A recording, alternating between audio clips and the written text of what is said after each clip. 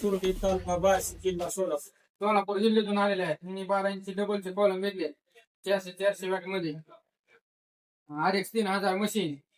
Quality कशी वाटली आपल्याला सामानाची? किती किलोमीटरहून आला होता तुम्ही? 110 किलोमीटर 110 किलोमीटर आले सोलापूर जिल्ह्यातून. तरी तुम्हाला पत्ता कसा भेटला आपला? आम्हाला परांड्याच्या पाहुण्यांनी सांगितलं की चांगली क्वालिटी भेटते म्हणून आलो आम्ही. हा, परांड्याच्या पाहुणे सांगितला क्वालिटी एकदम नंबर 1.